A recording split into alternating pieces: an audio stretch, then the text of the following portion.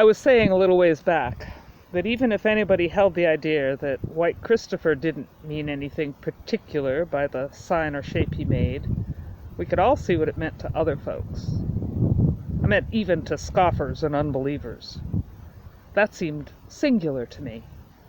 It wasn't so strange that members of the church, converted souls saved by the cross themselves, should have recognized its form when the boy made it and remembered all it meant. But it wasn't them alone that felt it all and became quiet and serious and changed, if only for a minute, when they saw this white, straight figure with the arms stretched out. There was Lysander Emmons, an infidel and proud of being one, always telling round what he believed, or didn't believe, I mean, and trying to shake other folks' faith in the best and most comforting things. When Lysander first heard talk about Christopher and his doings, he made a great deal of fun of it all. I wouldn't like to tell right out the things he said about the boy, and the shape he made with his arms, and all that shape stood for. It was dreadful talk, and I'd rather forget it. But after a spell, he stopped talking that way. I never knew how it came about, nor heard how Lysander himself first saw the boy make that one motion of his, and how it struck him. But for quite a spell, he would go a long piece out of his way to get rid of meeting the boy. It seemed to make him uncomfortable to see Christopher at all, particularly in that favorite position of his. However, after a time, he appeared to change about that, to begin to like the boy as everyone else did, and he ended up by getting real fond of him. At first he kept on at the store and such places, talking the old profane, unbelieving talk, but always stopping short the minute he saw White Christopher come along. After a spell, he stopped talking that way anywheres, even when the boy wasn't around. Lysander had been brought up by a good, believing mother, one of the best women in Waterford, across the river from Littleton, in Vermont. She'd been dead a long time then, but I suppose her teachings came back to the man when he saw Christopher mark out that shape she had told him the story about years before. But he never owned up. One time when someone passed him on the road just after he had met the boy and saw him sort of brushing his eyes as if he couldn't see plain, he explained that it wasn't that ridiculous thing the boy was doing that stirred him up, only something it reminded him of. Well, I guess it reminded us all of something, fact is. But he couldn't keep from folks that he'd gotten fond of the boy. Everyone could see that he set worlds by him. One day Lysander was marking his sheep. You have to put a mark of some kind on them to tell them apart from other people's sheep. Folks have different marks, and it happened that Lysander's was a kind of cross mark, or a letter X, one straight line crossing another. He was putting it on with red paint, and just as he was holding a sheep and laying on the mark, White Christopher and his mother came along. The minute the boy saw what was going on, he looked dreadfully pleased. That sort of loving smile, if you might call it so, lighted up his face. He looked at Lysander, and then he stretched out his arms. His mother saw what he meant and was a mite afraid the man would not like it, proud as he'd always been of being an infidel. So she drew the boy away with her along the road. But when she'd gone a few steps, she heard Lysander call her, and turning round, she saw him beckoning. She went back, and he whispers to her so as to not let the boy hear, looking sort of foolish and ashamed all the time.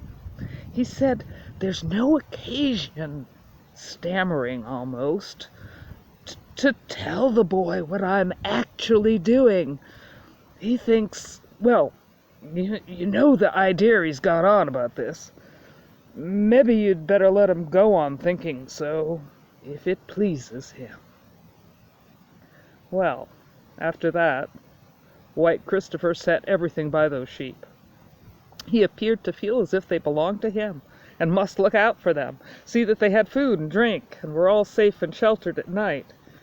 If any of those sheep of Lysander's, with that mark on them in red, strayed away or got into any kind of trouble, the boy seemed to find it out somehow and came to their help. And many lost or troubled sheep of other kinds were found and helped by White Christopher. As I look back to that time, I wonder more and more that this whole district isn't different from other districts anywheres. For years we all lived right under the shadow of the cross, you might say. Night and day it was there, helping and comforting and warning. There wasn't a man, woman, or child in the village or miles around that could forget, even if they tried to, that blessed shape and what it stood for. Elder Welcome was at Sugar Hill Village then. You have heard of him. He was one of the old sort of strict and narrow and severe ministers, always preaching the law and in danger of forgetting the gospel. Elder Welcome was sometimes real harsh in his manners, but he had a kind heart inside, though many never found it out. The elder was dreadfully down on what he called popery, and he gave that name to lots of things I never should. He wouldn't have had anything to do with some of the very best and most comforting things, or what appears to me so, if they were things followed and made much of by what he called papists. And it wasn't the only denomination that he gave that name to. When he first heard talk of Christopher and his doings, he was dreadfully worked up. He said he knew what folks meant by what they were saying, though he didn't believe the poor foolish boy meant any such thing. He said it was one of the most dangerous things in the world, and 'twas called making the sign of the cross. That doesn't sound so dangerous, does it? But I was brought up myself to think it was, and maybe it's so. Anyway, it wasn't exactly what White Christopher did. I've seen the real thing, seen Catholics and Episcopals too, the highest sort, you know, do it. And it isn't just precisely like Christopher's sign, though I guess it did sometimes, does what the boy's motion did, makes you think of the things it's good to call to mind. So the elder talked and even preached against this thing, and other mere outward forms, as he says, copyings of the dangerous and idolatrous practices of certain mistaken sects, and so on. For a spell, he didn't see the boy following this dangerous practice himself, and I never knew how he came to last. Cyrus and Charlotte didn't belong to his church, but they'd known the elder all their days and looked up to him. Fact is, he sort of ruled over that section of the county and had his whole say as to religion and churches and all that. 'Twas a good deal the way the popes do, I suppose, even if the elder was so down on them and their followers. So he came over to Franconia and dealt with the boy's father and mother about Christopher. Maybe it was then he first saw the boy make that solemn motion. I know he talked to him and tried to make him understand how dangerous it was to go on doing that, and why it was wicked to introduce such mere forms and idolatrous things into communities. But it didn't appear to make much impression, and the boy went on stretching out his poor, weak arms day and night, stretching them out to tired and troubled and sinful folks, and being a sign and a sermon and a help and a comfort and a loving reminding to all of us. You see, 'twas different, as far as I know, from what anybody else in the world ever did before. Folks had preached the cross and borne the cross. Some people have died for the cross, and a few, dreadful few, have been put to death on the cross, copying as well as could be in a poor, weak, human way what their master did. But this boy became the cross itself, and there it stood before us day after day, night after night, till we knew it by heart, its shape, its looks, its sad and dreadful but somehow beautiful meaning, every single soul of us in this Franconia Valley. To be sure, we'd had a sign like Christopher's of the same thing with us years and years by spells. Way up on the side of old Lafayette would come out once in a while, sudden and bright and plain, a great white cross. Sometimes all this valley would be in fog and dark and wet for days and days in May, when the spring should ought to been with us. Just as we were getting discouraged and low in our minds, it'd come up a breeze, and the mist and clouds would roll away from the mountain like a curtain lifting, and there would be the great white shining sign way up on Lafayette. But it hadn't meant much to us somehow. I guess it was too far up, too strange and high and dazzling. We needed something low down, closer to us and everyday-like, just to make clear, to explain in easy words, as you might say, that high, wonderful sign up in the clouds. There was a good deal of feeling those days between the different denominations. I suppose there is now and always will be in this world. There was going to be some kind of missionary meeting in Franconia one time, with people from all round this section attending, and a minister from Nashua to make an address, and so on. It was a great time for us, and a meeting was called a spell beforehand to arrange about it. The 3 ministers in this village were there, besides the Littleton and Lisbon and Bethlehem and Whitefield ones. It was in the old Union meeting house, and most everyone around here went. I don't just recollect how it came about, nor what started it, but the meeting hadn't more than begun before there was trouble. I don't just recollect how it came about, nor what started it, but the meeting hadn't more than begun than there was trouble. The Baptist minister from Lisbon proposed something or other. The Congregational from Whitefield went against it.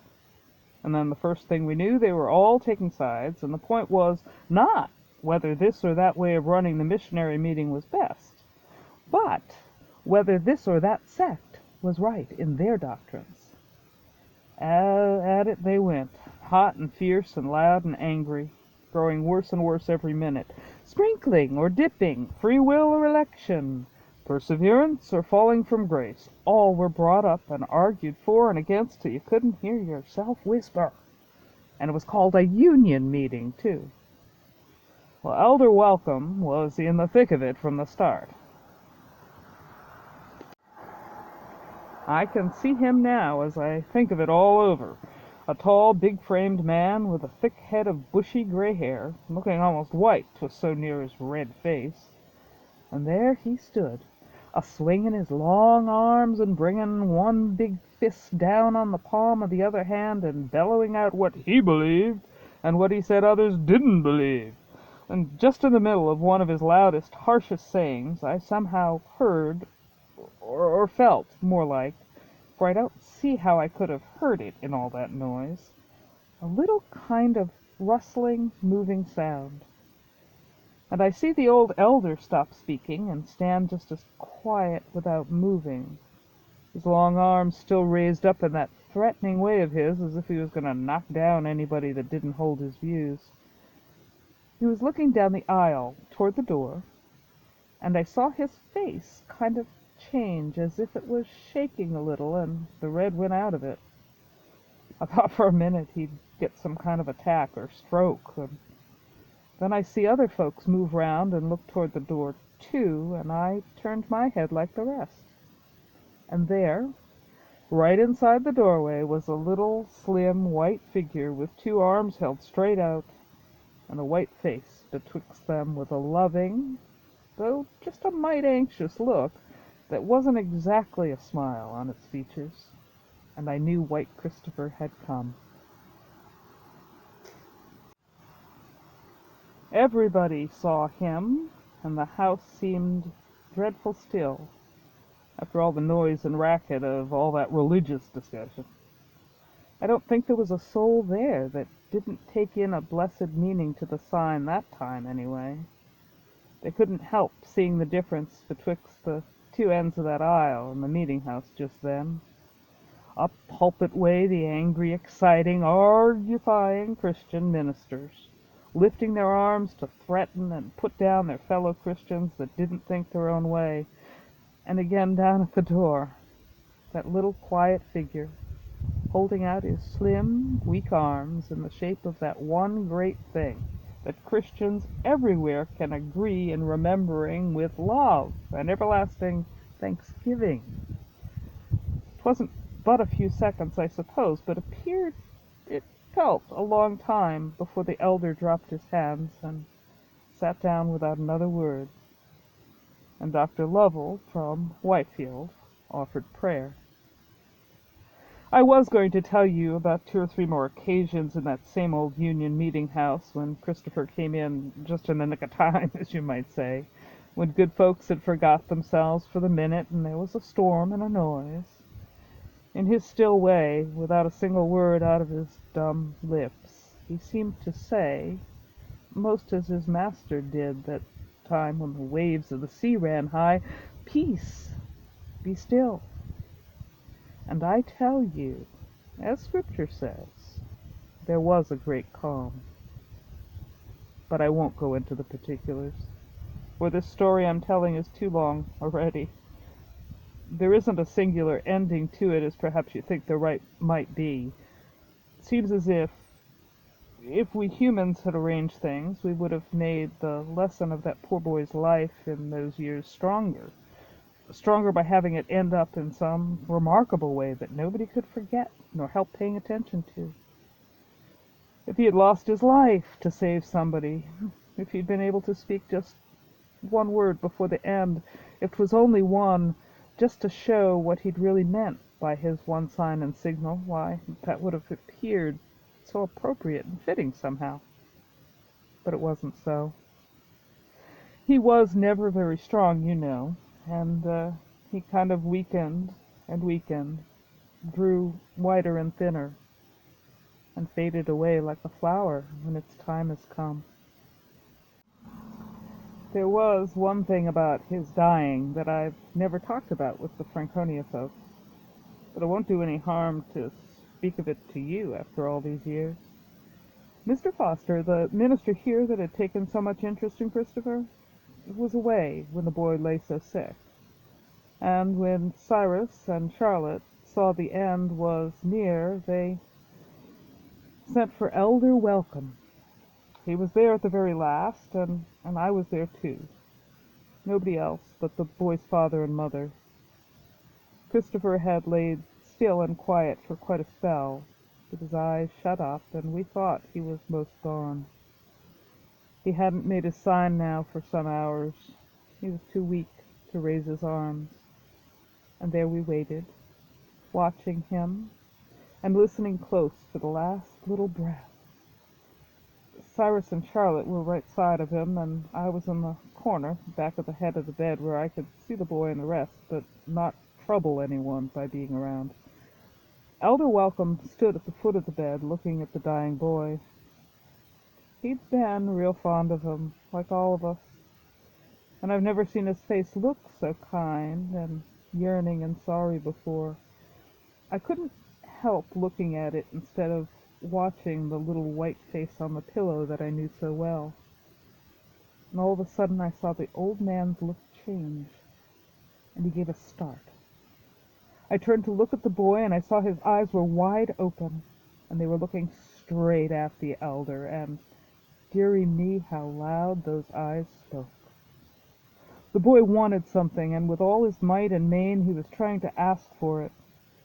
There was nothing else about him that showed any life, only those begging, praying eyes. I did think for a second that I saw his arms just tremble a mite, as if he were trying hard to move them, but I ain't sure. But dear me, he didn't need to move them, nor to speak. Even if his poor dumb lips could have done it, we knew what he wanted. What other thing had he ever showed up that he wanted in that closed little life of his? And it was Elder Welcome he was begging for it. I don't know how many seconds it was. It couldn't have been many, for Charlotte or Cyrus or me or all of us, I'm pretty sure, would have been ahead of the elder and tried to satisfy the boy, but there was time for such a look of trouble, of doubting, of love and wanting to help, such a half-scared look to pass over the elder's hard-featured and powerful old face. Then he looked up, right up to the ceiling, through it, I guess, and I saw his lips moving. Bless the man, I'm certain sure he was asking beforehand to be forgiven for what he was going to do. And then, Elder Welcome stretched out his two arms. He did it sort of quick and hurried, pretty awkward, and looking round half ashamed or frightened like to see if we noticed, but he did it. And the boy saw it. He knew what it was, awkward and only half finished as it was. And the old look that wasn't quite a smile, though his mother always held it was, came over Christopher's face. And it stayed there till we shut it away 2 days afterwards, and left him asleep and waiting. Yes, that's his grave you were asking about, in the street or neighborhood burying ground, with the verse that Mr. Foster picked out to put on the stone. It says, "As when a standard bearer fainteth." That is the end of this story.